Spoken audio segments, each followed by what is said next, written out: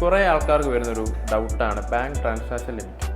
നമ്മുടെ അക്കൗണ്ടിൽ ഒരു വർഷം 30 ലക്ഷത്തിന് മേലെ ട്രാൻസാക്ഷൻ നടക്കുന്നുണ്ട്. അതിൽ UPI ഉണ്ട്, ക്യാഷ് ഉണ്ട്, ചെക്ക് ഉണ്ട്, ബാങ്ക് ട്രാൻസാക്ഷൻസ് ഒക്കെ ഉണ്ട്. ഇതിനെ കൊണ്ട് നമുക്ക് ഫ്യൂച്ചറിൽ എന്തെങ്കിലും ബുദ്ധിമുട്ട് വരും? നമ്മളോട് ഇപ്പോൾ എല്ലാവരും ചോദിക്കുന്ന ഒരു ഡൗട്ടാണ് ട്രാൻസാക്ഷൻ എന്തെങ്കിലും ലിമിറ്റ് ഉണ്ടോ എന്നുള്ളത്. സത്യത്തിൽ എല്ലാവരുടെയും പേടി എന്താണെന്ന് വെച്ചാൽ ഇൻകം ടാക്സ് നോട്ടീസ് വരുമെന്നാണ് എല്ലാവരുടെയും പേടി. പക്ഷേ ഇൻകം ടാക്സ് പ്രകാരം ഒരു സ്പെസിഫിക് ആയ ലിമിറ്റ് ഒന്നും പറയുന്നില്ല.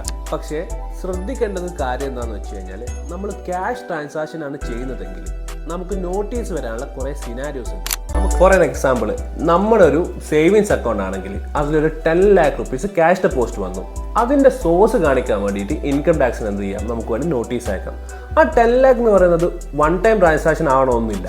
ഇനി നമ്മുടെ അക്കൗണ്ട് ഒരു കറണ്ട് അക്കൗണ്ട് ആണെങ്കിൽ അതിൻ്റെ 50 lakh ആണ് അതിൻ്റെ ലിമിറ്റ്. നമുക്കിനി ഒരു IT നോട്ടീസ് വന്നാൽ തന്നെ അതിന് പ്രോപ്പറായിട്ട് റെസ്പോണ്ട് ചെയ്താൽ മതി. ടാക്സ് അടക്കണമെന്ന് നിർബന്ധമൊന്നുമില്ല.